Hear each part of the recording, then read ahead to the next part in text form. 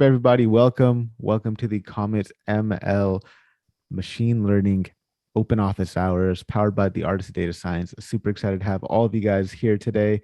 Shout out to everybody in the room. Austin, what's going on? Christoph, Parat, Auntie, Amos. Hey, if you guys joining in on LinkedIn or if you're joining in on YouTube, Twitch, wherever you may be joining in from, feel free to go ahead and uh, let us know if you have any questions. We'll be taking questions for the next hour or so, or maybe even longer, depending how fun the conversation gets.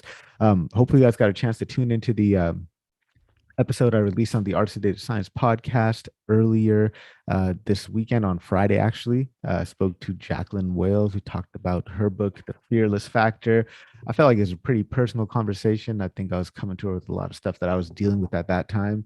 I interviewed her back in probably February, and during that time, man, I was going through some severe, like, kind of burnout issues. I was going through some stuff, and she was there just talking me through it. So it was a really good episode. Um, I enjoyed speaking to her, and I enjoyed getting some of her tips. We touched on a lot of different topics, man. We talked about, you know, if you're struggling to follow through, uh, struggling with follow through and consistency, how do you overcome that? We talked about systems and why systems are better than goals. Talked about self-awareness. We talked about why I should stay open and curious and out of judgment. Talked about 4 different characteristics of self-awareness as well.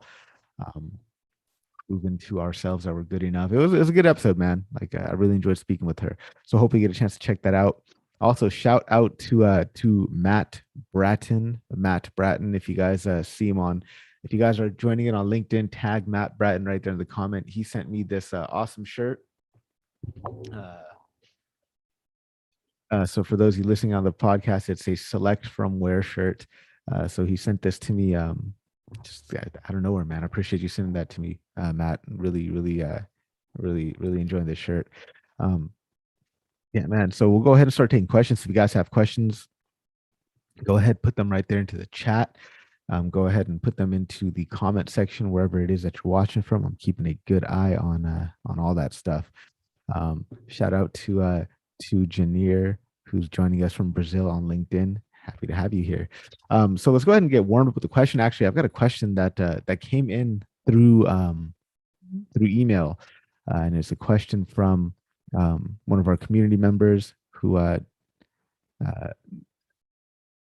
whose name is 3662 Collective. And don't see an actual name on the email, but they're saying, Harpreet, I see you get a lot of advice from all the people you interview in your podcast. Do you have a framework for taking in and implementing the advice you get? I thought that was a really good question, and I wish I had a really good answer for that, but I don't. I don't really know that I don't think that I have a framework for from implementing the advice that I get, unfortunately. What I try to do is try to just, internalize it, let it sink in and connect to other ideas I have in my head.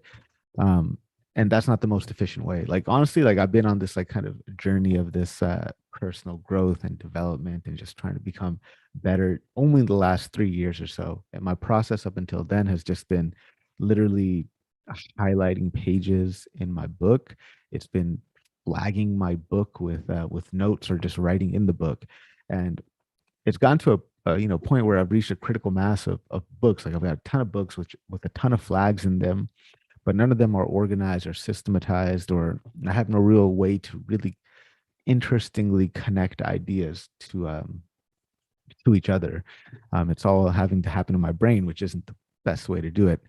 So I've been reading this book recently, just finished it. It's called How to Take Smart Notes. I think I might have been talking about this earlier before. And Probably about a month or so ago. I've been reading this for a while and just really digesting it. And what this book is based on, it's this method that's called a Zettelkasten method, and it's invented by a professor. I think it is in Germany. Last name I think is Lumen, and he is a professor of sociology. And it's been really helpful for me recently, and I'm going to be going, over the course of the next several months, going back over through some of the books that I've read and taking those notes from the highlighted sections, from the flag sections, and really implementing them in a Zettelkasten. So what that is, I'll start by, I've recently started by taking, fleeting notes and literature notes, and then from there I'll move them onto a little a note card like this. I've got a 5x8 note card, and then I start writing on a 5x8 note card, and then I put it into this right here, which holds all the 5x8 note cards. And once it's in there, my plan is to go through at least once a week and put them into a personal knowledge management system. And I've been exploring a few different options for that. So one of them was Rome Research. One of them was Notion. The thing about them, man, like they're super expensive. But I recently came across something called Obsidian, and I'm not sure if you guys are familiar with Obsidian or if you've heard of Obsidian, but it really helps facilitate this personal knowledge management system. You're able to add tags to your notes. You're able to add bi-directional links to your notes, and it's really cool because inside the app itself, you can see like a knowledge graph of all the different types of things that you study and learn about. And all the text that you write, all the notes that you write, they're just simple markdown files, and it's quite cool to use. Interesting uh, idea. I wish I would have came across this much earlier in life, but then again, much earlier in life, I was kind of an idiot. It's not the case anymore. But yeah, definitely check that out. Obsidian. There's a couple of huge resources that I recommend for learning about Zettelkasten and learning about how to use software like Obsidian. For Zettelkasten, there's just one, zettelkasten.de. So that's ZETTLEKASTEN.de. And then those guys have like an entire a long form blog just breaking down how to use the system. Again, there's also the book How to Take Smart Notes that'll teach you how to use the Zettelkasten method. But for using Obsidian specifically, two resources that I've came across in the last couple of weeks.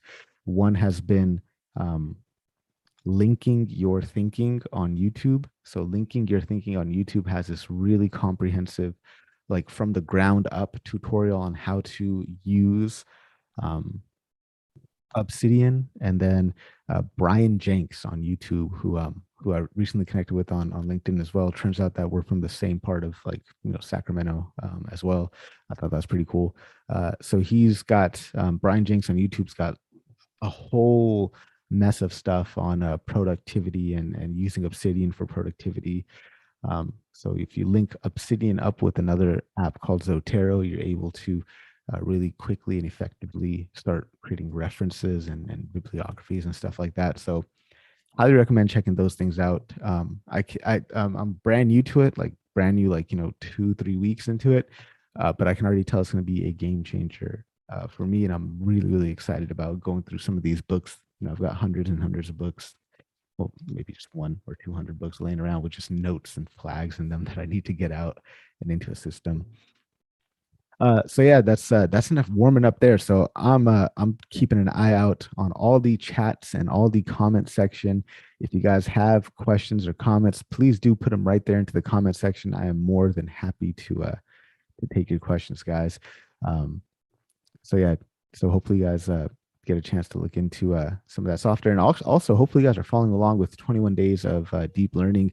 That's been really fun and really cool to do. So Betty, how's it going? Betty, I see you're unmuted, so if you got a question, go ahead and let me know. All right, Betty does not have a question. Tor, how's it going? Pretty good. Can you hear me? Yeah, I can hear you. That's good. As usual, sitting outside at my local office. Sitting outside in the south of France, suffering with a beer in hand. Yeah. Well, there's a little quote unquote heat wave going. It's about 30 degrees right now, so nice. It's rough. Hey man, that's a bit warm. Cool. Well, I see a question actually coming into the chat right here, actually in Zoom. So let's go ahead and get to that.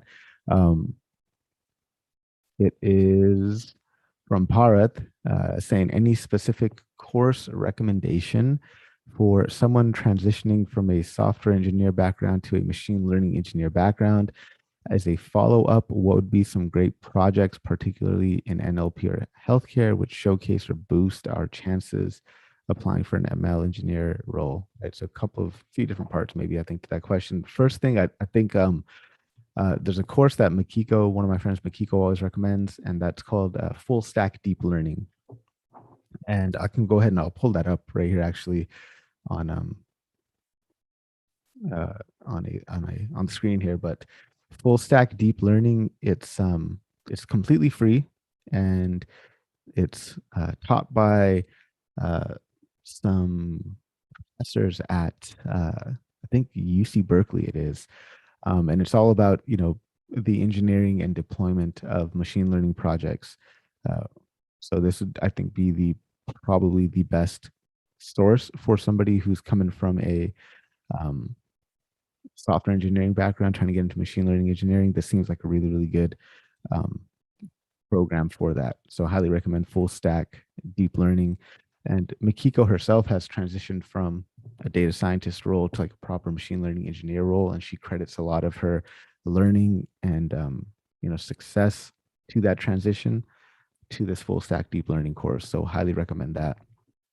Now, in terms of great projects that could showcase your chances for applying, I mean, great projects are always going to be the ones that you are absolutely most interested in, right? So those are the best projects. I don't think there's like any one particular project that you could do that might wow a hiring manager, right? What will wow a hiring manager is just your execution of the project, right?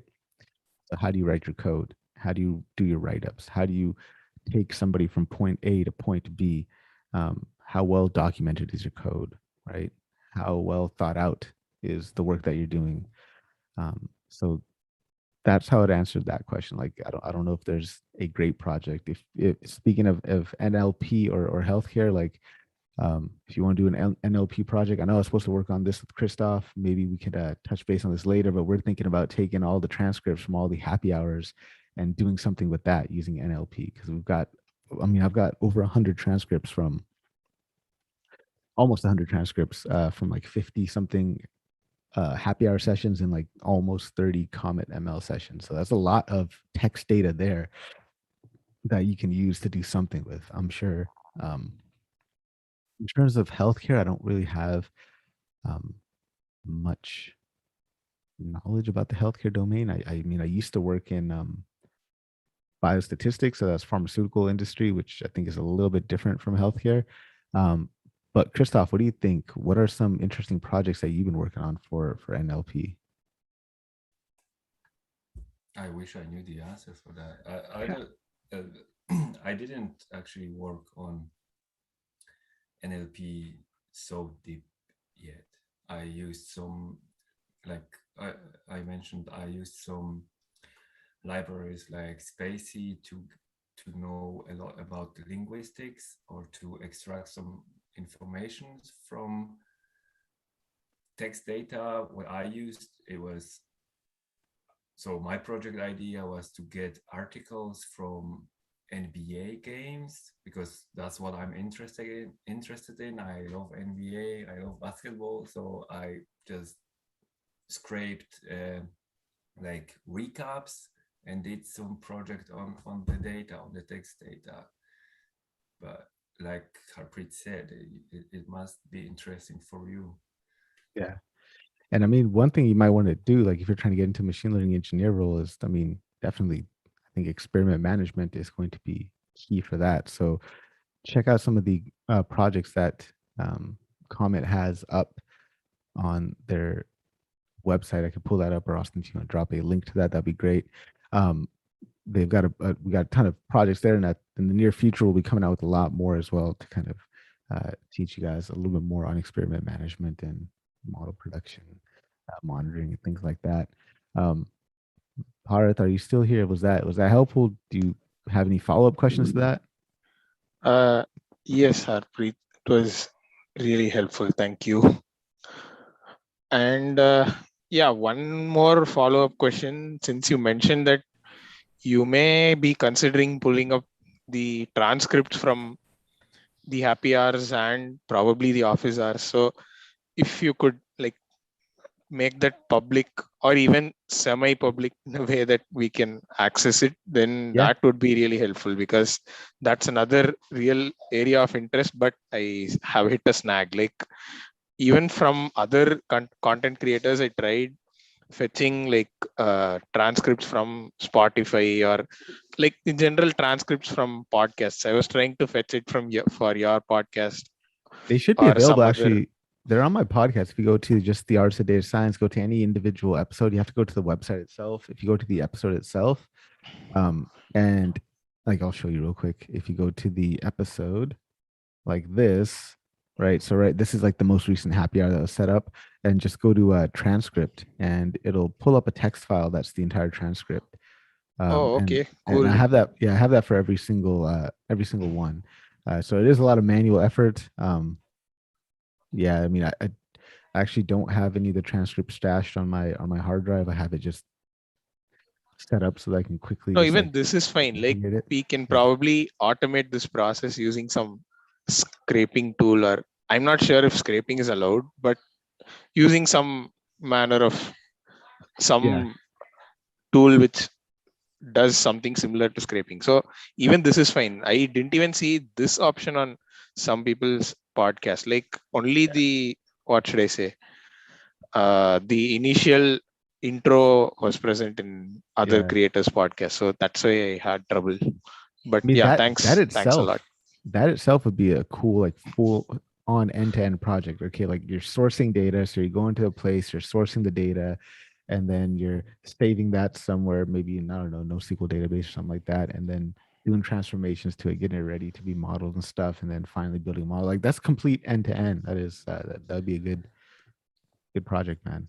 Yeah, thank you. That looks very, like, a promising thing, and at least I find it interesting, because that's like literal raw data out there, and you can do whatever you want with it. It's going to be very nice. Yeah. I've been pausing on that NLP project just because I've been doing this 21 days of deep learning thing. But I don't know, man. There's so much that could be done, I think, with those text transcripts that I have. It'd be interesting to see what happens. If you do plan to do some sort of collaboration, I'm definitely open with respect to these transcripts, at least, because I'm been wanting to do this kind of project. Yeah, maybe we could think of something that we could do it and do some experiments on Comet with it. I think that would be, I was gonna say, Harpreet, this sounds like a first, maybe the seeds of a first project for your time at Comet. Sounds interesting to me. Yeah, definitely, man. I think it'll be a lot of fun. Shout out to Mark. Mark's in the building. How's it going, man? Good to see you. Mark, actually, Bharat here was asking about questions. A question around a project idea for healthcare. I know you've got some healthcare background. I was wondering if you might have like a interesting project idea. I know you're talking about something that you guys did on Friday. So you want to bring that up again? Definitely. So I think one quick question is, are you trying to do a data analysis project, or are you trying to do a machine learning project? So is this a question off LinkedIn or someone in the group? This is from Bharat right here. Hey, what's up? Hey, so it's on the second part, the machine learning part. Machine learning. Okay. So the machine learning part is a little bit harder. And I think the reason being is that, like, you often, let me take a step back. There's a lot in healthcare. And so for this, like, I think the thing you probably want to like really look into is like, what area in healthcare do you want to like have impact on? And the type of data? Are you looking for like tabular data, or are you looking for like more unstructured data, like patient notes or computer vision? I just want some clarifying before I go down a rabbit hole of like advice. Okay, then in that case, I would narrow it down to patient notes, because I want to do it in NLP. Okay. And so NLP project around patient notes. Okay, so I think the challenge, I imagine you've probably already tried looking for data and in healthcare, and it's like extremely sparse. And a big reason for that is that like you have patient protection, which is a great thing, right? So what you could potentially look for is like mock data sets around patient notes. So it'll be synthetic data. Trying to find real world data in healthcare is extremely hard. And to be honest, I would just, because of like the security implications, I actually feel much better working with synthetic data. So if I was in your shoes, I would look up at a synthetic patient note data set, if that's possible. And so one of the key things, like the pain problem point, is that healthcare data is extremely messy. And so the EHR data, and I used to work with EHR notes and do a lot of text data mining in that. And the challenge is that like the way that electronic health records are captured, it's captured by disparate levels of systems. So you have like one hospital using this EHR system. EHR stands for electronic health records. Another hospital using another system, another hospital using another system, and then they come together and it's just a complete mess. In addition, you have different doctors describing things in different ways. And then furthermore, on top of that is that sometimes doctors like, I think one of the problems you used to have is like find all the surgeries that were conducted in this time frame among these patients. In the notes, you'll have like, I conducted the surgery, or I mentioned the surgery, or the patient declined the surgery, right? And so that's the kind of problem use case, is like making sense of data of like really, really messy and kind of unstructured, unstandardized data. So that's a really interesting NLP project. And so diving further into that, so that's the pain point. Any questions before I dive in a little bit further? No, at this point, I still understand it because I did do an internship already where I did do some sort of extraction. It was information extraction, exactly like this. Like even there, we worked on the same like synthetic patient notes, but yeah, our use case was a little different, but it did involve going through like all of the patient notes and then aggregating things by patient. So yeah, I totally understand what you're saying, and this is where I want to dive deeper into. Amazing. So cool. You already have the context of like how challenging it is. And so one of the key things that why you can't just throw a random NLP model, like you download Spacey or NLTK and just throw it at it, is that it has really context and domain specific knowledge. And so I know Spark NLP has like a healthcare package. And so I will look for specifically like healthcare specific NLP packages to start off on. And then more importantly is like, don't try to boil the ocean. Focus on one specialty. So whereas like ophthalmology or neurology, and then within that, if you still have the data set available, focus on one disease. That will scope it down to where there's already a lot of variability in that, but then you can just focus on that and that'll get you a solid start for end to end. And I think that's where most people get tripped up on working on healthcare data sets, especially around NLP, is that they try to boil the ocean. There's so much variability, so much different domain knowledge. If you just scope it down to a specific problem use case, you'll be set up for success. Hopefully that was helpful. I know that was just like a giant dump of healthcare information. Oh, thank you. That really helps, like I've been like just meaning to do this and searching out for resources. And I know like I'm facing those same difficulties because they are confidential for the most part and protected, if not confidential. So exactly, this is what I was looking for. Thank you. Thanks a lot, Juan. I think, I can't remember if they have EHR notes or not, but I think they have, I think the CDC, look up the synthetic entrepreneur healthcare data set. I think it's presented by the CDC, but I used it whenever I work on, last couple of times I worked on like trying to build my own startup around healthcare. You need data to like build a proof of concept, and we use those data sets. They're massive. They're like, they're like millions and millions of records. You cannot run it on your local computer, but you can download it, get a sample of it, and start playing around with it. I believe they have an EHR data set in there, and it's all synthetic. And then there's another resource here as well. The Synth Mass data set. Austin posted here as a link. Synth Mass data set that's available for download as a gzip, has 1 million synthetic patient records. So I think between those two resources, that should be enough to get something started, something fun going on. Yeah, and it looks like in the one that I share in the chat too, there's some specific use cases around, I think, childhood diabetes and orthopedics, oncology as well. So there's a couple different specific COVID-19 as well. So there's some specialized subset or like data sets within that, those synthetic sort of patient records and healthcare stuff there. Yeah, it's pretty cool. Wow. Thank you all. Thanks a lot. I mean, this is like a lot of data sets which I didn't even know existed. So really, It is posted in the chat also. It wasn't the CDC, it's the CMS, Center for Medicaid and Medicare Services, I believe. So that's where they have that data set, synthetic data set as well. okay. Yeah, I just copied the link. So This is great because I didn't know that there was all this wonderful type of healthcare data out there. I always just assumed it was private and locked away, and that we couldn't get anything close to real world healthcare data. Also, exactly. So like, I was like, quick pro tip: a great data structure to work with this massive data sets are Parquet files. That's what I typically use. I'll create a quick function. I'll convert every CSV into a Parquet file, and it like condenses it down to like 10 megabytes compared to like 100 or something like that. Look up Parquet files, PARQUET. Yeah, it's a great tool working when you're working with larger data and you're trying to hack something together, work locally. Yeah, good file format. Better than Pickle.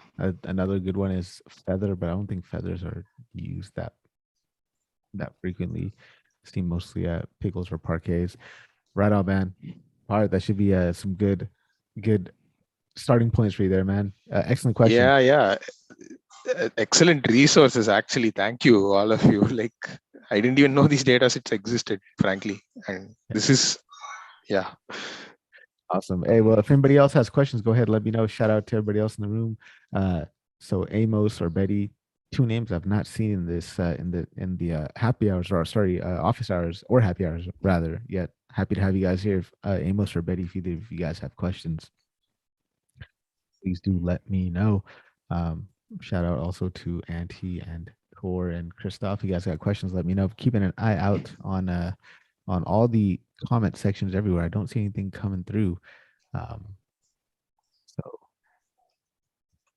I guess we can just kind of just wing it, man. We can take it without any questions. Let's get some started.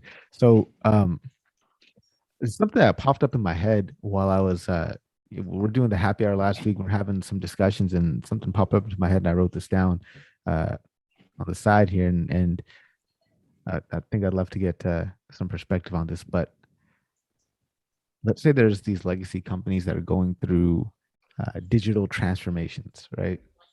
Should a data scientist be a part of a digital transformation? And if so, like, what role does the data scientist play, right? And again, this is coming from just my experience working at a legacy company and trying to be a part of a digital transformation. And it's tough to do. And I don't know if that was the right place to put a data scientist into, like, as somebody who's kind of spearheading initiatives on digital transformations and things like that. Just something I'm putting out there. See if we can get some discussion going on around that. But what do you think, Mark? Oh, yeah, Mark's thinking it through. I don't know, man. So me personally, like, I feel like, yeah, to a certain extent, they should be a part of a digital transformation, but maybe not leading the entire charge on one, because that is a lot of work for a skill set that's probably not best suited for doing something like that. Go for it, Mark. So I recently read an amazing article. I'm gonna go try to find it and put it in the chat, but they discuss the same exact problem where they made up a fake company and a fictional story around driving data transformation. And so essentially the core of the story was that they had this data team that were just building notebooks and it wasn't going into production at all. They're just kind of like a cost center, right? Typical thing where the new company is like, we need data science. And they hire a whole bunch and then nothing happens. And so they hire this leader where they actually start implementing throughout the culture, like driving data maturity and driving that data infrastructure. And a lot of it's centered around SQL and getting people used to using SQL and understanding data governance and whatnot. And one of the key problems was that, for his data science team, they essentially were like, well, I'm not doing data science anymore, so I'm just going to leave. So he had people leave. He had people who are data analysts who want to jump into data science roles, right? And so it really came to this decision of like, we need to build data infrastructure. We have data scientists who can help, but they're not going to get the ML experience. I can promise it that'll come to them in like a year, but right now it's just not possible, right? And so that was kind of the kind of core of the story, is like, driving data infrastructure, you're going to have to do the work ahead of time before you can even start doing the fun stuff. But it's important that you bring in someone with that skill set, so that way you can help guide that people to that direction. And so as a data scientist, when I read that story, I was like, wow, I've been in all kind of those shoes. Like I've been the person trying to drive the change within the company. I've been the data scientist. I'm like, oh man, I'm not really doing data science, right? But then I've also been the data scientist, like really committed to the mission and like want to see it through, because that's just an awesome project to say like, hey, I built this data infrastructure, I helped drive this culture, and now I'm doing data science of the thing I built. And so bringing it back from non-fictional to like my own story is that, I'm kind of in that role right now at Humu, where I get to do some really cool data science things, but a lot of my work at a startup is like building the infrastructure to allow us to do those more advanced things. I could push it now, but that would just set me up for failure, because I'll create a model, it won't go into production. They'll be like, that was cool, Mark, you wasted a lot of time and money on that. And so for me, why this is interesting for me is that I want to build startups. I want to build my own company. And so I'm sticking around because I love to learn, what do I need to do to build a data focused startup? What are the steps I need, right? So my career goals go beyond just being a data scientist. Is this data science and leadership and like building capacity. And so I'm getting the skill set that I couldn't get out of like a more advanced company, right? And so that's where I currently stand on it. I think it really comes down to your career goals. And I don't think the company is not going to be aware of this, especially if you're the first data science person being hired. They're not going to know how to communicate this. So this is going to be on you to basically piece out that information and pull that information yourself. And so being a first data scientist, I don't think that's a really ideal move for a newcomer, because you're not going to get the data skills you need. Yeah. But if you're more experienced, then like you're going to know like, all right, I have these data skills, I can work on the side, but like this is the strategy I'm implementing. And I think being able to do that is a real like career jumpstart if you want to go into more leadership roles and not just be an IC. Yeah, I like that. Love that perspective. And yeah, it's being the first data scientist in an organization is super hard. I would not recommend that unless you've got some significant experience in a role like that. You learn a lot, you grow a lot because there's a lot of challenges, but you're expected to do pretty much everything, which is tough. It's not easy. Yeah. Also, guys, make sure you're on mute if you're not speaking, so that we don't pick up any background noise. But yeah, Mark, if you can link to that article, dude, I'd love to read that. Austin, go for it. Yeah, I never thought about this. It might be a little bit of a sideways entry into this, but I was thinking about someone I know. We'll kind of just like keep it more anonymous here, but like someone who was working at a healthcare company and sort of it's sort of like this cart before the horse thing I think you were getting at, Mark, where they wanted to build like a sort of a data science, data analytics team, but with the express purpose of, it's like an EHR company, around the express purpose of turning research into marketing material and insights. And I think that's sort of like this leadership of a company wanting to hire a data team without really doing that infrastructure work at first, so that there's no understanding of how you're going to access the data or where it's stored or who has access to what or why, and especially at a healthcare company. So what I kind of thought in that was that I think there can be a tendency, especially at bigger legacy companies, maybe to sort of think of it as input output, kind of like more traditional software engineering. Like we present this problem, you engineer a solution and you get this output, versus sort of like building the infrastructure first so that you can understand what data you have, what it could possibly be used for, and then creating a strategy based off of that. I don't know if that's exactly kind of what you were talking about, Mark, but it sort of made me think of that, where I think a lot of legacy companies they know they have all this data and it's like, what do we do with it? We want to turn it into something, and go like kind of jump in line and go towards like, we want an output from this data versus like really going from the building blocks of like, how do we understand, where our data is coming from, what it looks like, how it needs to be cleaned, who should have access to all these questions, and you just want marketing insights out of it. That's just something I've seen in this particular instance, and I'm imagining plays itself out in different companies as well, that just have a lot of money and want to throw a lot of money at a problem like that, or just people or whatever it is. It sounds very familiar to me, that situation. It's tough though, man. It's tough. So I got some questions trickling in here into the chat, so we'll go ahead and start taking some of those. If anybody has questions, go ahead, drop them in the comment section, wherever it is you're watching, whether that's YouTube or LinkedIn. I got an eye out on the comment section there, or just drop it right here into the chat. I'd be happy to take on your questions. Tor has a question about blockchain and document sharing. Probably not the best person to ask about that, but I will tell you who is, Carlos Mercado. So definitely go ahead and link up with Carlos Mercado, send him a message. He's the resident data science blockchain expert. He's got some awesome stuff going on in the blockchain space as well, and just his overall interest in decentralized finance. So I'd probably reach out to him for that. Cool. Could you text that in the message? Yeah, definitely. They don't call it short-term memory without a reason. Yeah. There's a link right there from Mark to Carlos's LinkedIn page. So go ahead and check that out. Awesome. I highly recommend checking out his book as well. He wrote on decentralized finance. It really got me up to speed on the basics of blockchain. Yeah, it's a great read. And there's also some good free courses on LinkedIn Learning as well. A couple of them by, I'm probably going to mess up his last name, Jonathan Raichuntel. I actually interviewed him for my podcast as well. That'll be released sometime in the future, but he's got a lot of really, really cool courses on LinkedIn Learning that help introduce people to the concepts of blockchain and cryptocurrency and all that stuff. Christoph has a question. Christoph, go for it.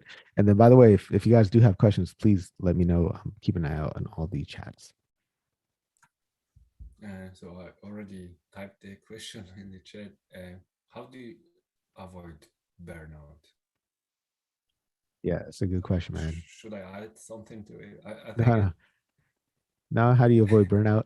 I mean, that's tough, man. I went, like I said, I was going through some pretty severe burnout earlier this year, and it was because I did not take rests. Like, I did not take breaks. I was just going.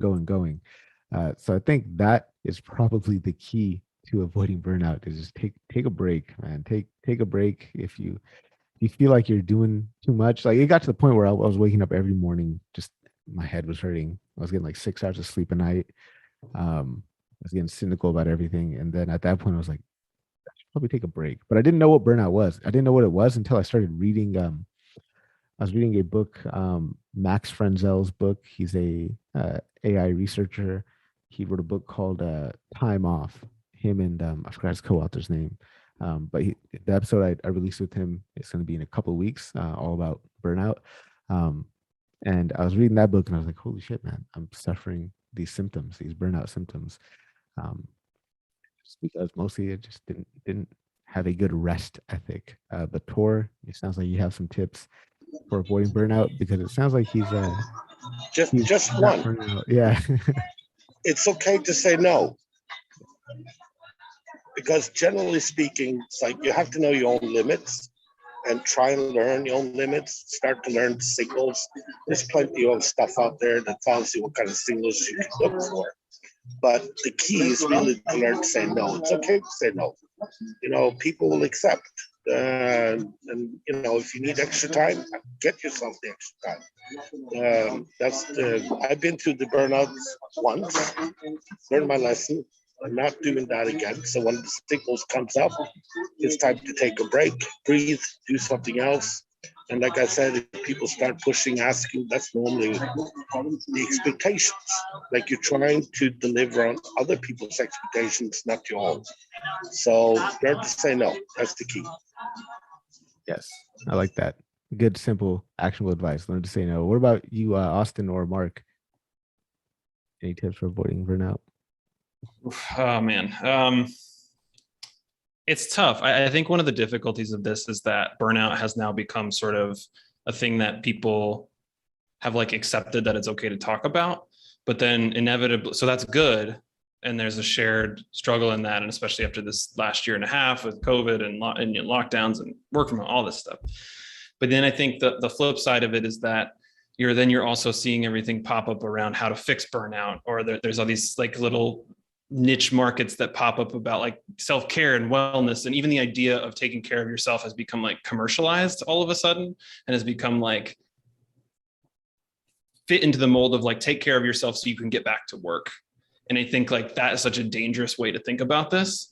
So it's a tough problem. I've always found that that idea of self-care and wellness is really hyper personal, and it's about identifying the things in your life that sort of make you feel connected again. So you were talking about and the NBA earlier. I think about little things like when I'm feeling burnout or this sort of type of thing, I feel less inclined to like call people and talk on the phone with them. And like simple things like that are really valuable to me and they make me feel better, but it's like harder to get over that hurdle. So I think it's like a really,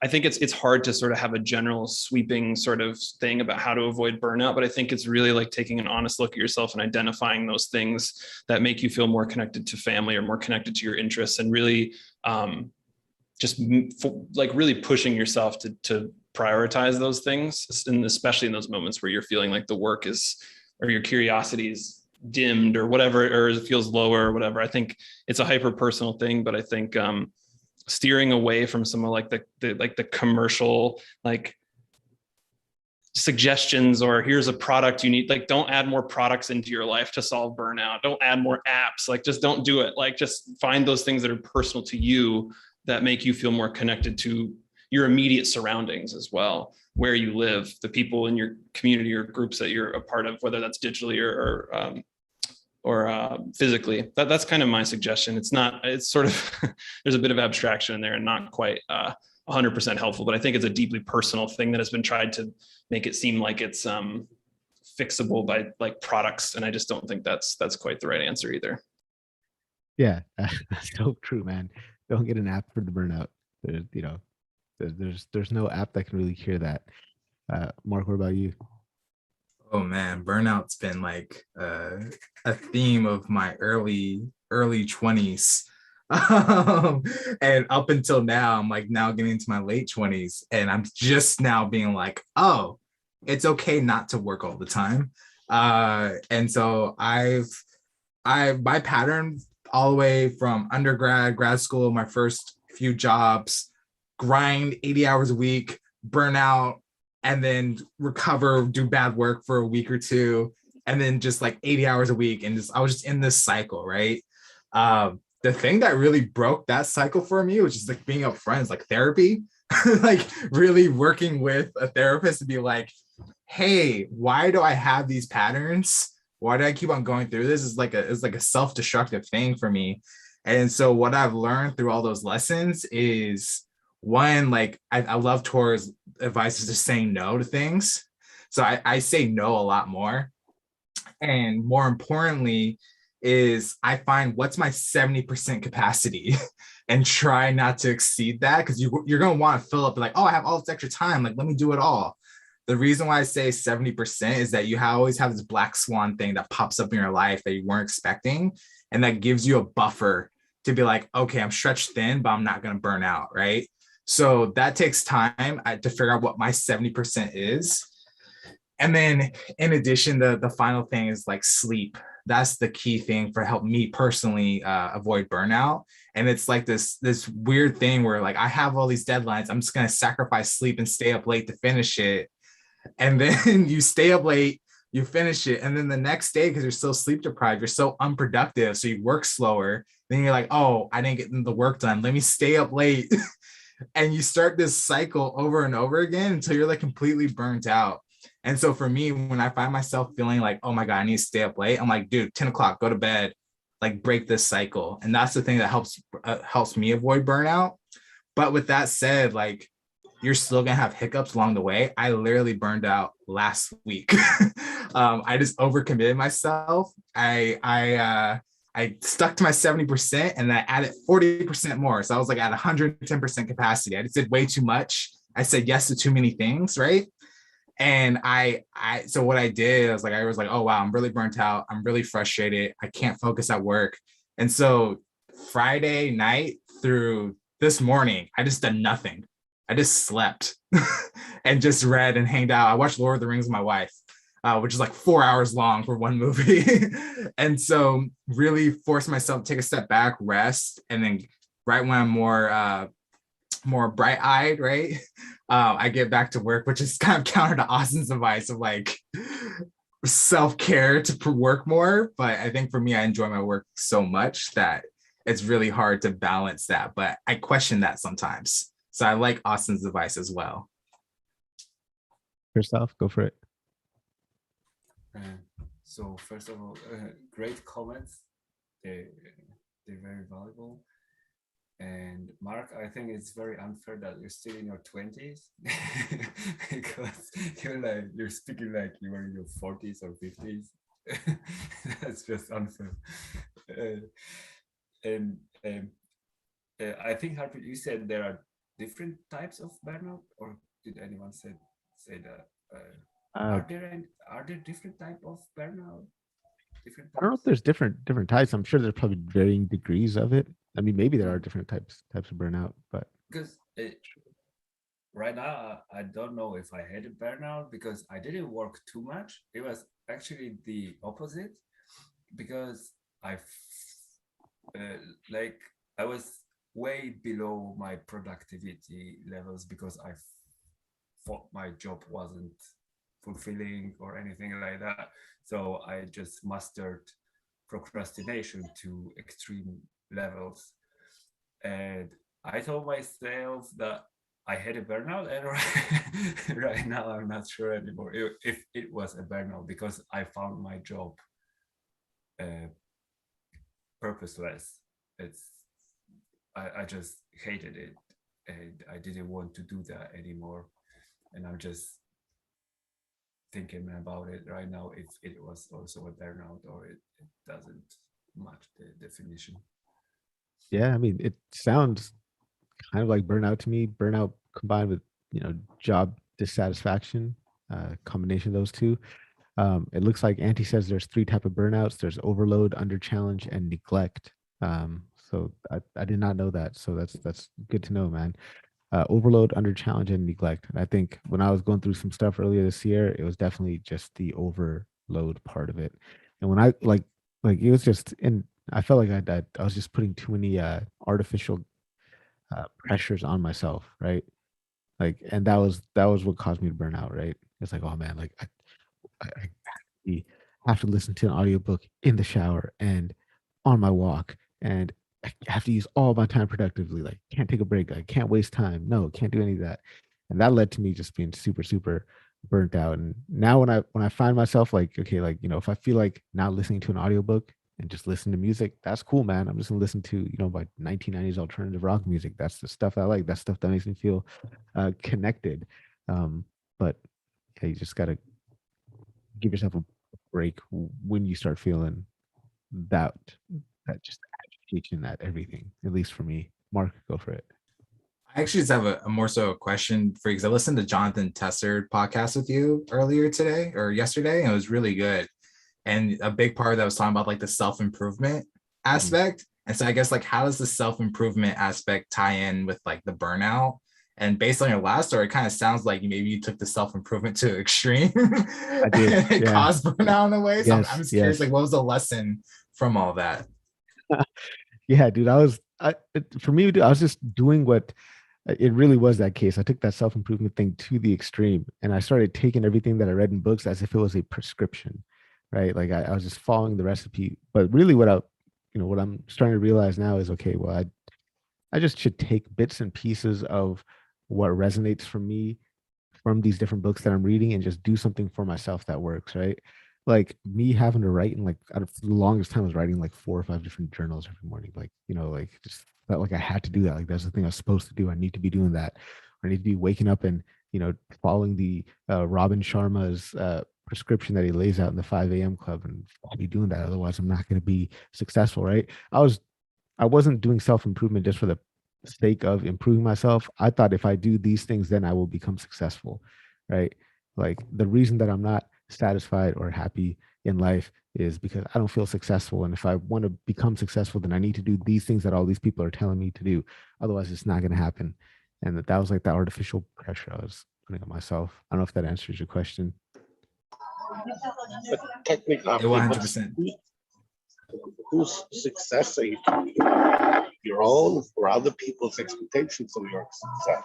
My own, because I got super high expectations of myself, Wow. especially when like, look, man, like I wasted a lot of my youth, right? Like, I in my 20s I grew up mostly like, in Sacramento, South Sacramento. I think Mark might be familiar with my neighborhood and what it's like and how easy it is for somebody to just fall off into the wrong path. And that was definitely me. And I've wasted a good decade of my life. And I feel like, okay, now it's time to catch up. Now it's time to, get back on track and start course correcting.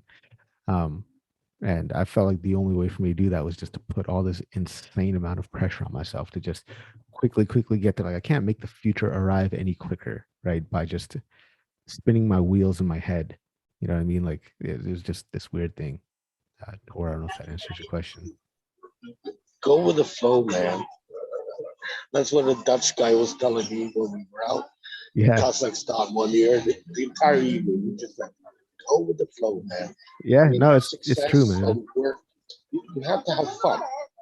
And Yeah. to me, whenever you do something where you have fun, that fun is actually giving you that 20% extra energy to succeed. And if you're so focused on a career path, you very quickly actually may lose things because you're working on this one particular career path, and then you're missing opportunities because you're not open to it. And to me, it's like going with the flow, like the guy said. Really, it is to listen and be part of the environment you're in, and then follow that. And at the same time, you still need to have that core path that you want for yourself. Because if that's stuck in your mind, everything else will fall into place. Yeah, no, 100% agree with that. Austin, go for it, and then after Austin, we'll go to Mark. I think one thing I've been thinking as we've been having this conversation is that there can be a tendency when we talk about these kinds of issues to sort of paint them in extremes. Like in one sense, burnout is a completely internal self thing, like that you need to just overcome, which seems like a fallacy, a bit of a fallacy to me. Or on the other end, it's to say this is 100% external. It's these systems, it's my employer, it's my relationships, it's this, that, and the other that's causing the burnout. And I think what's really important is it's always more nuanced than that, and it's always somewhere in the middle. And I think as you kind of reflect on those feelings or what's going on, is to sort of weigh those things, try to find a way to weigh those things, at least in a balanced way, so that you're not putting all of this guilt on yourself and you're not projecting all of it outward. Because I think there's a tendency, especially when you're feeling cynical or especially when you're feeling down or burnout or whatever, is to really burrow into one of those options. Mine happens to be that I push things out externally because I maybe don't want to deal with the internal failings of my personality, but I tend to say like, oh, it's this system, it's this job, it's the industry, it's this, and there's truth in that, just like there's truth in that it's an internal thing as well that I struggle with to figure out my boundaries and define my boundaries. So it's like you're sort of, I think it's really important when you're kind of taking stock of all of that is to really, really try to balance those things as much as you can to really sort of locate the source of this so that you're doing it in a way that's holistic as much as possible. It's tough. It's not easy, but that's something I've been thinking. Mark, go for it. Yeah, I think Austin just touched on it, and also Harpreet, your comment kind of reminded me of this, of just like the role of guilt driving your behaviors in Yeah. unhealthy ways. And specifically, you know, you're talking about growing up in Sacramento, and like I definitely for a brief moment got caught around the wrong crowd as well. And so my crazy work ethic happened after that. Cause I was like, wow, my mom sacrificed everything for me. I almost threw it all away. And like that's horrible. So like I'm gonna work and crazy hard to make sure it doesn't happen, to make sure I don't throw away my mom's sacrifices, right? And what was funny is like I actually had a conversation with my mom like a couple of years ago. I was on my path of like unlearning all these bad habits, and she's like, my happiness is for you to be like happy and doing something you love, not working yourself to death. And when we had that conversation, I was like, wow, like I didn't need to work this hard. I could still work hard, but the level at which I wasn't working hard to work hard, I was working hard to avoid that sense of guilt and not just facing that. And that's why I was talking about like the therapy, like having a trained professional to like talk you through that guilt is like so helpful. Yeah. That's powerful, man. Yeah. I was literally typing out a comment about therapy being part of this equation, Mark, right when you said the word therapy. I was like literally typing out a comment about how important that is to like sort of internalize these realizations or really put them in balance, because it's so hard to do alone, because there's the limits to how your mind can and your body can process these things, and having these trusted sort of sources who don't necessarily know the inner workings or your past or your childhood or this or that can be super, super important to like help kind of figure out some of these balance points and nuances. Great discussion that kicked off, Christoph. Thank you very much. Yeah, man. Burnout's a thing. Try to avoid it. Take rest when you need to, and just don't be so hard on yourself. Like Tor says, take it easy. Like I was taking stuff to the extreme. Like I was taking the Stoic philosophy stuff to the extreme. Like being just like trying to be the epitome of a Stoic, and that was just doing it the wrong way. And you know, incorporating some other philosophies into my life and finding some combination of those to help me have an operating system to deal with this crazy thing we call reality. It's weird. It's been helpful. Anyways, got a question from Harinath. Are you still here? Yes, you are, Harinath. Do you want to go ahead and go with the question, or do you want me to read it out? Yeah, it would be fine if you read it out. Okay, great. Yeah, so Harinath is saying that Harinath has just recently graduated and gotten a job as a software engineer, but during college was focused most of the time on deep learning and machine learning. Finding it really hard to focus on his job whenever you see stuff that's related to data, trying to change a career path. So could I suggest a best way to approach recruiters? I mean, if you've got, so if you're working as a software engineer, but focused on deep learning and machine learning in college, I think you're already kind of set up for success, right? I don't know if you're calling based out of India. I got to say, look, man, like I don't know if the advice I'm giving is going to be applicable to India. It's an entirely different country, entirely different culture, value system, right? So like you can take what I'm saying with a grain of salt. Like I'm focused mostly on North America and stuff like that, but the way I would suggest approaching a recruiter is just if you see a posting for a job that you like, first of all, just go and apply for it, and then try to find somebody in the company, whether it's a technical recruiter or a hiring manager, and just shoot them a message and say, hey, look, you guys have a job that's posted. I went ahead and applied for it already. Let me tell you a few reasons why I feel like I can add a tremendous amount of value to your company, right? So just start applying for jobs and start just talking to recruiters, right? I don't think anybody's gonna be like, oh, well, you're a software engineer. What do you want to do with, machine learning, deep learning stuff? Like, well, those aren't incompatible things. You know what I mean? So you're gonna have to go through the interview process just like anyone else, right? So you're gonna prove that you know how to do this stuff as you go through that interview process. So I think the way to approach recruiters is just start applying for jobs, and once you apply for a job, go to the company website on LinkedIn, just send out a message, be like, hey, look, this is why I think I'm a good fit. Mark, go for it.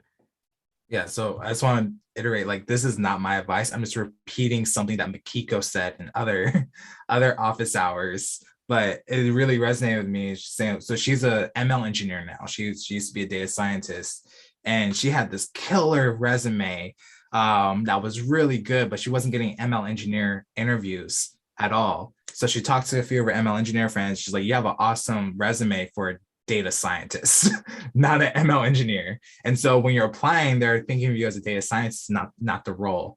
And so she said when she finally switched her resume to make it come off as an ML engineer, it essentially like opened up the floodgates, and she started getting all these job offers. So I guess the question I have for you is like, is your resume set up as a software engineer, or is your resume set up for like the role you want, whether it's ML engineer or data scientist?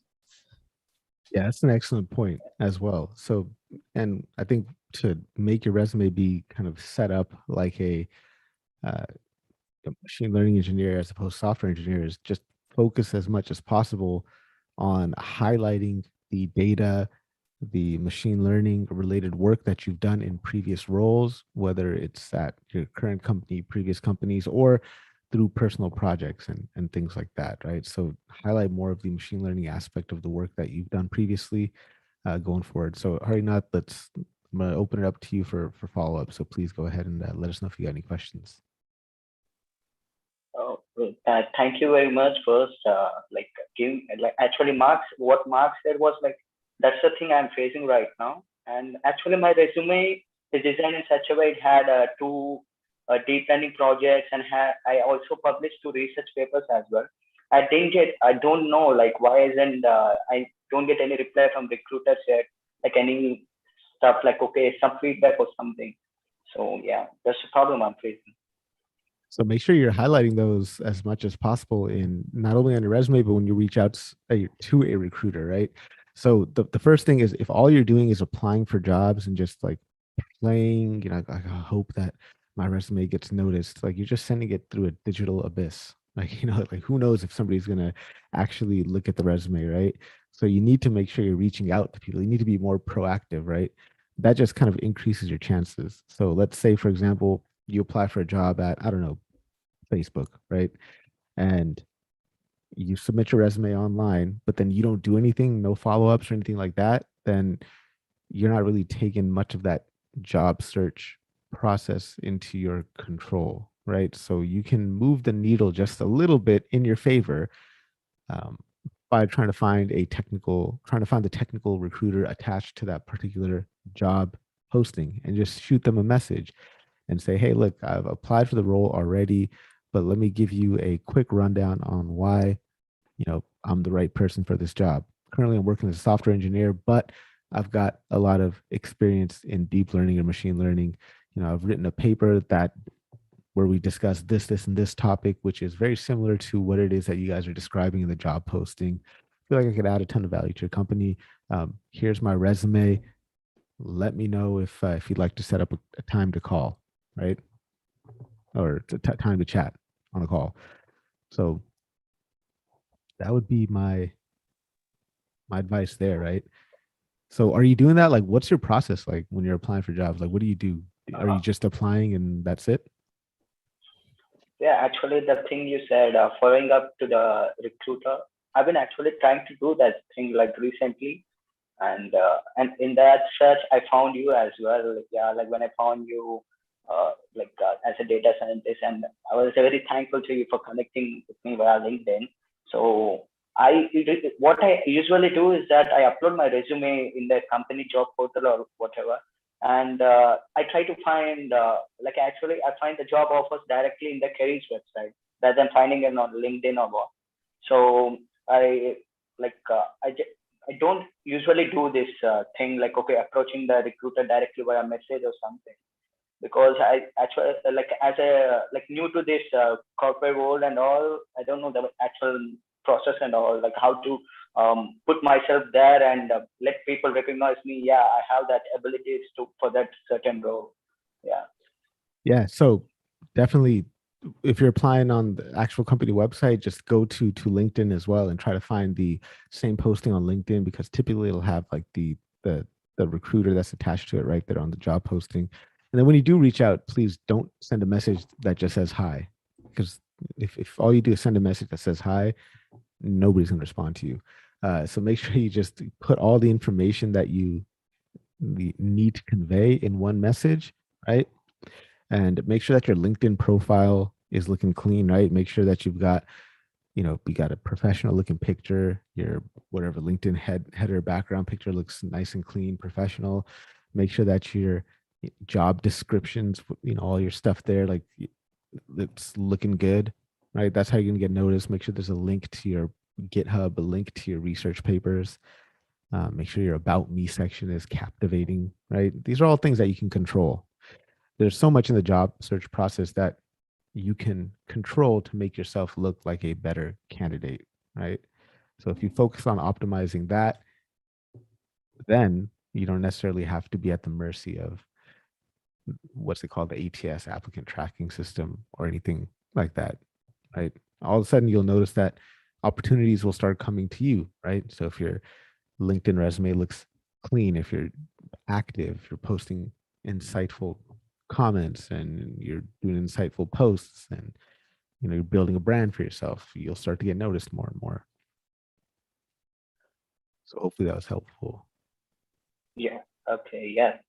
Thank you. Harpreet. Yeah. Real yeah, quick, I'll be doing that. I put a link to a post I made exactly on this topic where I just create a whole template for your email to recruiters. It's my go-to template to get responses from most people. Yeah, that's a really good template too. I remember seeing that. Looking at it right now as well. Yeah, man, that's what it's all about, man. Like, it's completely okay to reach out to technical recruiters.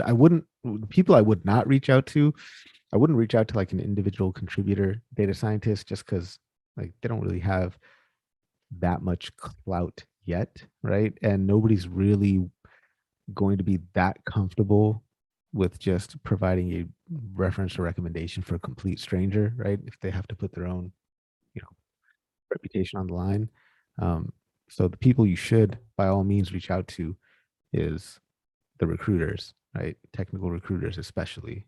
And then if you see somebody that's got like a leader title attached to their name on LinkedIn, manager or lead or director, something like that, I'd reach out to them rather than an individual contributor data scientist.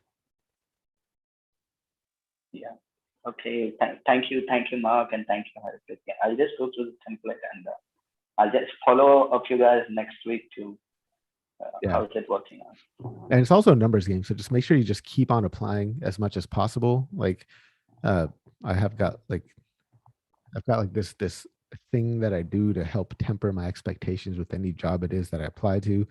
I just tell myself with any given job application, once I submit the resume, there realistically is probably like a 1% chance, right? And if there's 100 parallel universes, just by me submitting the resume in one of them, I might get the job. And then as I move through the process, I'll update my probability, right? Like, okay, I've cleared the HR round. All right, there might be a 5% chance that I get this job.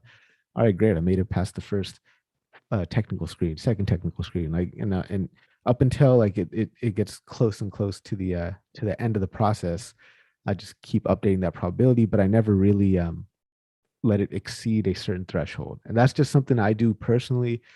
It's not like it sounds Bayesian in the way that I'm approaching it, but there's nothing mathematical about what I'm doing. There's nothing statistically rigorous. It's just the way I manage my own expectations of life, I guess is the way to put it, right? Mark says I'm a nerd. Yeah. So I got this thinking framework from the book Thinking in Bets. It really helped me. That Annie Duke book, Thinking in Bets, that helped me really understand how I can use probability in my own life, and then I coupled that with all this research I've done about parallel universes and multiverses and things like that. I'm like, oh man, doesn't it make sense? I might sound crazy, but at least I'm able to stay centered and manage my own expectations. So we got some actually questions coming in from LinkedIn finally. There's a comment coming here from Mohammed saying, nice hairstyle, Mark. So Mohammed likes your hairstyle. Jaya is asking if we can point her to a GitHub resource that uses NLP to analyze Yelp reviews. I don't have one right off the top of my head, but let me just kind of see if we can find one together. So this is how I would go about doing it, right? So guys, being able to search on Google is a skill set that I think every data scientist should have. So all you got to do is go Yelp reviews, and then we could just say file type that we're looking for, IPy notebook, yes. And then there's a bunch of stuff that will come up, and you kind of just look through them and see which one is helpful. Like, okay, like for example, like if this was somebody's project that they had submitted as part of their portfolio, I probably wouldn't bring this person on for a interview just because it's not very well done. This one either. There's like no clarity as to what they're thinking. But if all you're looking at is just some ways to help yourself understand how to approach problems, that's probably how I would go about doing that. So just Yelp reviews. You can even put natural language processing and kind of see what comes up. But I don't really have one off the top of my head that could help you, Jaya. But maybe we could chat online and we could try to find some for you. Do you guys have any? Mark's got a good link here. Talks us about this. Yeah, so shameless plug. I have a tutorial where I did a whole NLP analysis on my own LinkedIn data.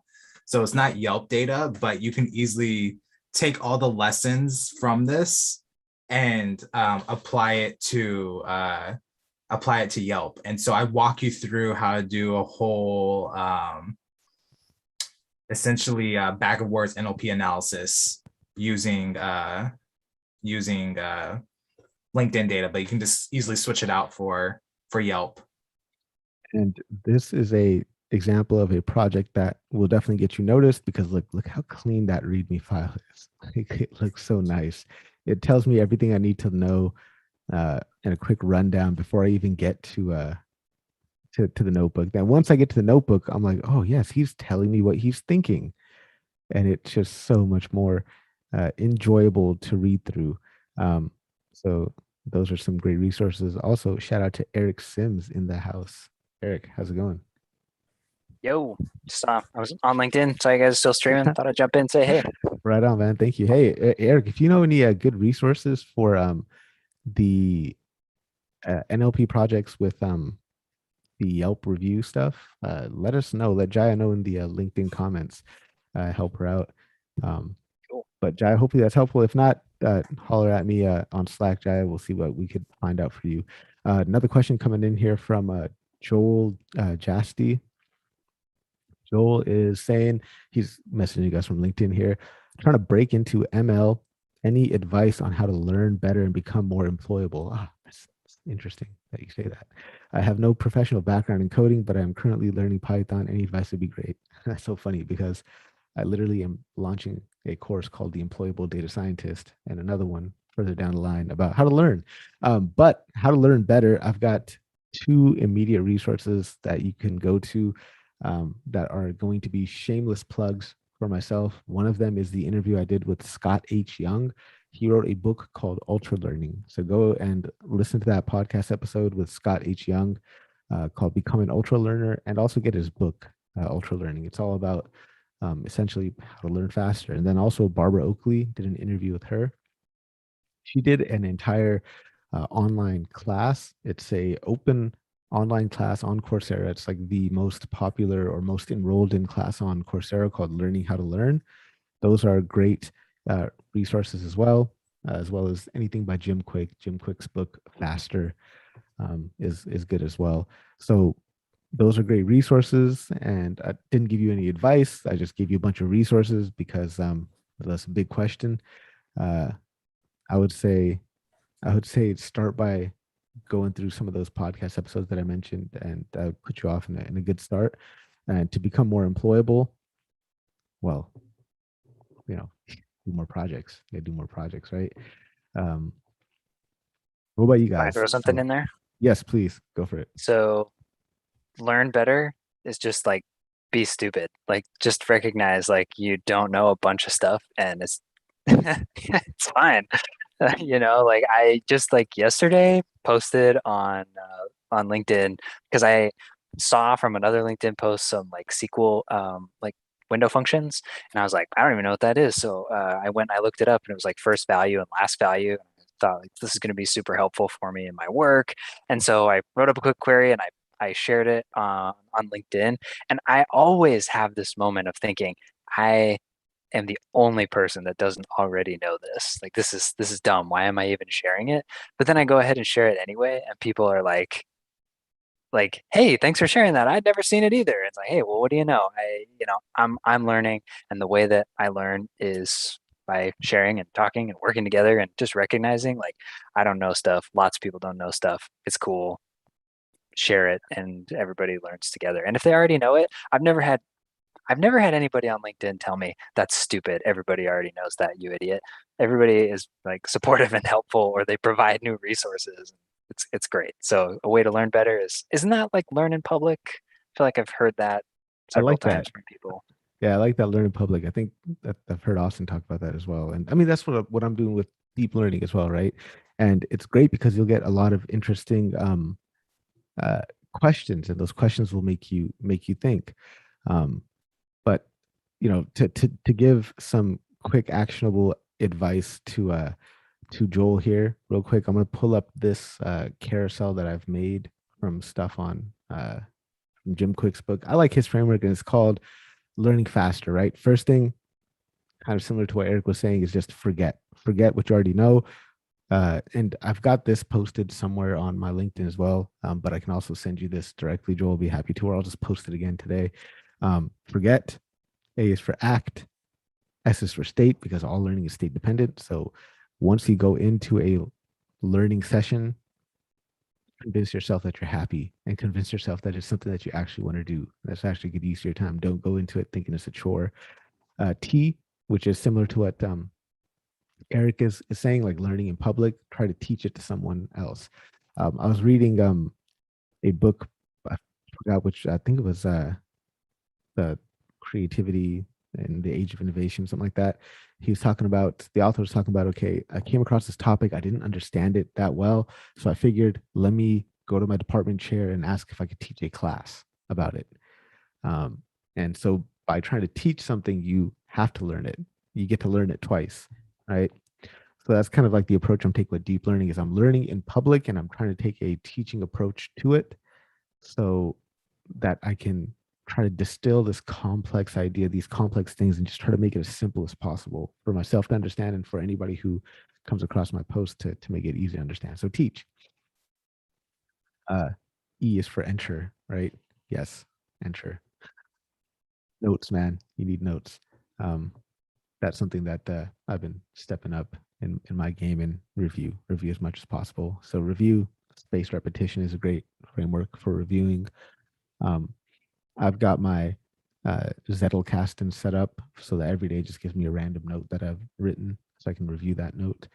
So yeah, there's some actionable tips there. And then there's another part to Joel's question. But before we do that, Mark, any insights on how to learn better? Mark or Austin, any tips? I mean, I would echo what's been said already. I think the learning in public is huge for a couple of reasons. One is because it allows you to fail and to see that struggle and see that other people share that sentiment, and that genuineness is appreciated. And also there's a more functional thing around that of just like, the more you're out there sharing your journey, just the more visible you are, and the more you can create these network effects just out of nothing. And if you keep all of this internal into yourself because of this worry of being looked at a certain way, I just know, I mean, I've gone through this recently. I've been doing a round of hiring, and it's a unique role in the sense that we're asking for folks to create content in addition to technical work. But I really do think, like, from a visibility sense, like sharing your journey is becoming an increasingly valued approach and skill set to different kinds of employers from what I've seen. Just the fact that you have that out there, and it gives you an artifact that you can see how you've progressed, and it allows you to tell your story better. One of the things I'm realizing is if you have technical skills but you don't have a story attached to it, it's much harder for people to connect with the journey you've made. So I think like having that artifact and that journey documented is really, really important, because it allows you to see how much you've learned over time, and it allows you to like craft your story, which I think can be really important for hiring managers, especially at smaller companies too, who want someone who can do a bunch of different things. It depends on obviously where you're looking to break in, but I think there's something to that. I think smart people, good hiring managers, people who want multifaceted people, see that as genuine, see it as sincere, and want that on their teams. Excellent tips. Mark, any tips? Yeah, I feel like there's nothing much to add. I mean, I think both comments are really great. I just want to highlight my LinkedIn strategy. It revolves around 2 pillars. It's vulnerability and teaching and learning as I go, and like sharing that out. And that has opened up way more opportunities, kind of like what Austin said. Like, employers find me now because I'm constantly posting what I'm learning. And eventually, like, I learn it and I share the lessons learned. And so employers feel confident that like, oh, he can bring that to the table for XYZ role. And so what you'll find is if you start sharing pretty publicly and pretty often, you'll build kind of like that network effect, and you'll start having people come into your in-mail saying like, hey, do you want to work at XYZ company? And that all comes from just like my content. I'll normally start with saying, hey, I found you via your post or via your comments. It seemed really interesting. I saw your profile. I would love to chat to see if you want to work here. It happens so often when you put yourself out there.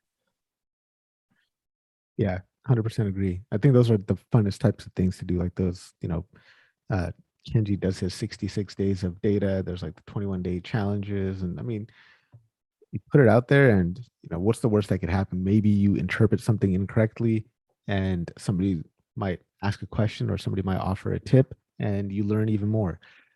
One thing to not be afraid of is those, I forgot who posted it. I think I can't butchering his name, but I'm pretty sure it's Ugo Chukwa.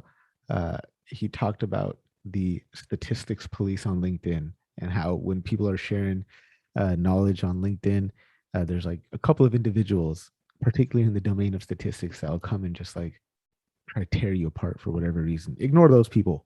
Not everyone is like that. Most people want to help you, and most people want you to learn and grow and improve. Eric's got some great comments here in the chat. Oh yeah, go for it. I was gonna say, quick comment on haters. Like, also it's your platform, so like you're gonna have haters being like, "What do you know?" Or like, "Why are you speaking on this?" Like, you don't want those people in your circle, and they show up, just block them or remove them. You're gonna, and it's easy to anchor on those people. They're just bitter that they're not sharing. They don't feel comfortable. Share your stuff, because you're the more you can gain way more from all the people learning together, or maybe people who are willing to lend a hand, be like, "Oh, I've already learned this. Here are my tips," than the few people who are going to be naysayers. Tor says, remember the 3 T's: things take time, things take available time. But Eric, what are some of these epic gem comments you're dropping in the chat? I'm just kind of along with what Austin was saying about sharing your journey. And it's like your journey, I was just thinking about how your journey is really like one of the only unique things that you have to offer, because that I have to offer, because there are a zillion other, analysts more or less like me. And so what do I have to offer? Well, I can offer, first off, I can get myself a little bit of visibility just by showing and sharing what I'm learning, because on the surface, we all look pretty much the same. It's like you say, when you see members of another species, they all look the same. It's like, even looking at other, humans, on the surface, we all look the same until you like can get some insight into who we really are. And this is a great way to do it. And that's one of the reasons I like posting, like on LinkedIn, is because it's like little snippets, little windows that they last longer. They're not, they last. They'll be there next week. They're there in the middle of the night, whatever, when I'm not right there to show and share my journey. Somebody can see that. And I used to, like, people comment on my posts and say like, "Oh, it's been cool to see your data journey, your Python journey, or your SQL journey," and things like that. And it used to kind of bug me, because it was like, you're saying like, "Good to see your SQL journey." Like, I don't know anything. Like, I know some stuff, it like hurts my ego, and I want to like show that I know something, but then I'm like, actually, it really doesn't matter. Like, it is my SQL journey. Here it is. Wherever here is, it's here. It's now. It can't be anywhere else. And if I wait until later, until I'm there to share it, like, I'll never be there. And so the journey is really all I can share, and it seems to be good enough. Yeah, I absolutely love that, man. Yeah, people are not replaceable, man. You're you. There's only one you. So share your journey. It's not like I could have somebody else pop into a artist of data science happy hour who happens to be named Eric with a TIE fighter background. That's And true. it gives all the same feels and all the same vibes to the happy hour. That's it won't happen. Only Eric Sims can make the happy hours what it is, right? I love that. Austin, go for it. Yeah, Mark, you've talked about this quite a bit in different sessions about the importance of being able to communicate with different stakeholders as well in a job, especially a data job where the functions can be very different and undefined at times and this and that. I think there's this other benefit to sharing is like you hone your ability to communicate what you're working on over time.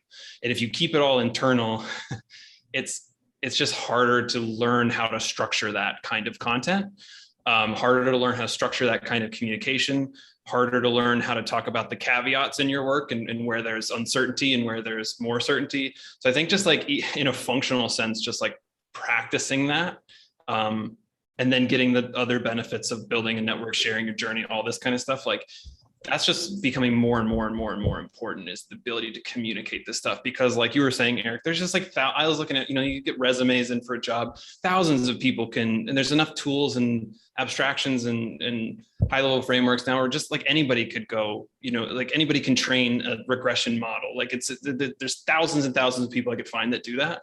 But the people who separate themselves are the ones who have an identity around it, or have something I can see, I can ingest, that there's a journey, there's an evolution in communication skill that I can actually see when I go look at their LinkedIn. It's not just like a blank page. There's actually like this whole lineage of this like data around what this person has done. So, and you can see how it's evolved, and you can see that this person is learning and growing and evolving. And that's the kind of person, as someone who's been hiring, that's the kind of person I want, versus someone who can just code a model or like train a model that does X percentage accuracy on a data set. Like far less interested in that, and more interested in like, how do you differentiate yourself around those margins? Because it is that last like 10, 15, 20% we've been talking about. And I think this is part of that. There are other things as well, but this being the significant part of that lingering last few percentage points. I absolutely love that. And that directly hits on the part of the question that Joel was asking about, how do I become more employable? Like, listen to everything that Austin just said. That is absolutely on point. There's another question you have in there, Joel, about learning Python. You're completely currently learning. You have no professional background in coding, but currently learning Python. Any advice would be great. So I'm not sure where on the spectrum you are of the Python learnings, but my absolute favorite resource that I've stumbled upon recently, that I've been recommending to everyone, is Python Principles. It's free. It should still be free. But if it's not free, it's like a nominal cost. But here's what I like about it. It's really structured, the lessons. It just really gets you a super solid foundation and lets you build a groundwork for learning more. Everything's entirely web-based. So you write your code here. So you have like the problem statement here, you write your code here, you have your output there, and then it'll give you like little tips and stuff. And then on top of that, they have these challenges, which are really fun. And these are great to help build your problem solving ability, because these are essentially like word problems, like that. You know how you get math word problems in school, right? Like, train A leaves city B at 10 miles per hour, and train, X leaves city Y at this, how long until they meet in the middle or whatever. Like, those type of word problems in math, like these types of problems are the, programming equivalent of that. So get a lot of reps in doing these.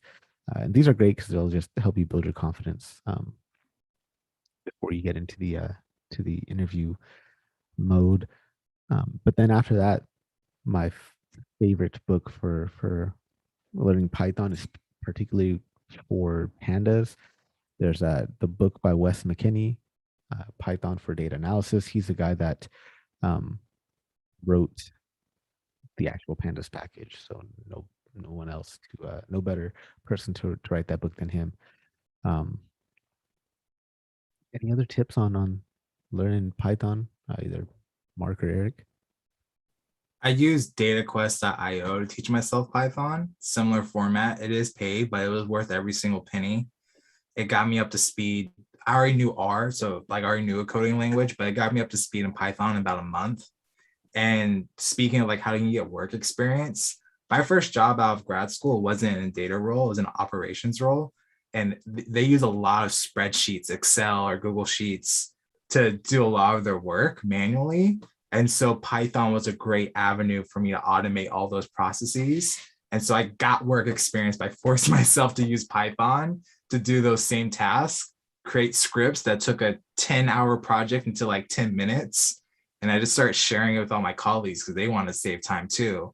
And so now when people look at my operations role, they think it was some technical role, when in reality, only 5% of it was actually using Python. So find those small low-hanging opportunities at your current role if possible, where you can actually implement something, even if it's just for yourself, but just so you can practice it. Excellent tips. Eric, any tips there for learning Python? Nope. Good. Probably everything good. You guys covered awesome. Everything's been covered. One more thing. If you have an editor you're using, if you're if you're not using Jupyter Notebook, if you have an editor, download like a linting tool like Flake 8 or something along those lines, because it will force you to learn how to write better code. And I wish I did that earlier, because I've had to unlearn all these bad habits. Yeah. Building on that, something I wish I would have done differently, because I did it like it wasn't around then, but like VS Code with like the Jupyter add-in or not Jupyter add-in or whatever, like VS Code is so awesome. I'm like so converted to it, especially now that you can use Jupyter notebooks in it too. It's just like, never mind, I just work it all in the same location. So that's like my new favorite editor for sure. Yeah, VS Code is so nice, dude. So clean. I was using PyCharm for a while, but VS Code is definitely my absolute favorite.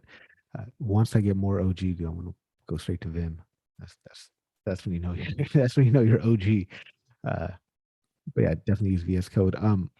There's another question there about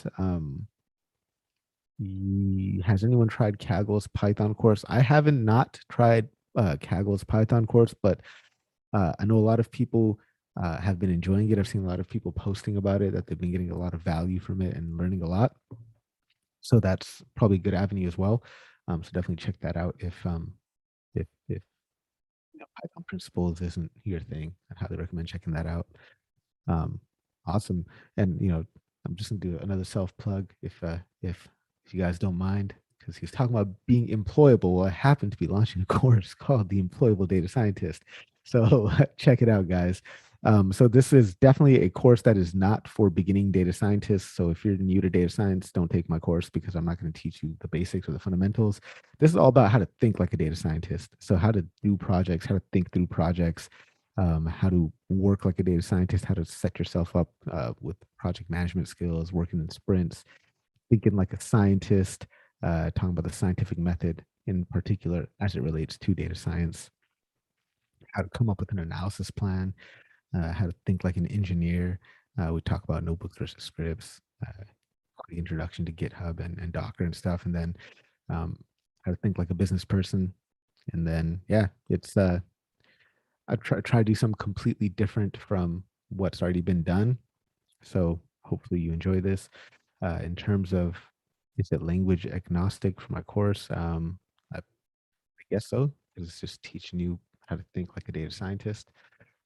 So I would say it is language agnostic. So look for that in early September. Should be launching it. I got a lot of recording to do this week and next week. Does not look like there are any other questions. I guess we can go ahead and wrap it up. See questions coming in from anywhere. Awesome. All right, guys, well, take care. Have a good rest of the weekend. Continue to follow 21 Days of Deep Learning. If you guys got questions or comments, definitely post them right there. Shout out to Nisha. She's had a couple of really good questions. And the thing I like about those questions is that if I don't know the answer to it, it makes me go and research it and learn it. And uncovers things that I'm not understanding well, or things that didn't explain well. So if you guys are following along with 21 Days of Deep Learning, definitely let me know what your questions are. Post them right there into the comments. I'd really appreciate that. I think after 21 Days of Deep Learning, I'll probably do 21 days of papers after that. I think that would be fun, just dissecting a bunch of interesting research papers and just philosophy of data science and philosophy of probability type of papers. It'll be fun. Guys, thanks so much for hanging out. Be sure to tune into the podcast. Release an episode with Jacqueline Wales. Last week was Jonathan Tesser and a bunch of other awesome stuff. Auntie says that he's listened to all 165 episodes of the podcast. Yeah, that's man. Thank you so much for listening to all the episodes, dude. That's awesome, man. Appreciate that. I really appreciate that. Now everybody else, go and listen to the remaining 160 something episodes. It'll only take you probably about 400 hours of time of your life, but it's 400 hours well spent. If you listen for 40 hours a week, you'll get done in 10 weeks. All right, guys, take care. Shout out to Matt Bratton. Thank you so much for giving me the shirt, man. I really appreciate it, man. You didn't have to do that, but thank you so much, man. I appreciate that, Matt Bratton. And we'll go ahead and wrap it up, guys. And as usual, my friends, remember, you've got one life on this planet. Why not try to do something big? Cheers, everyone.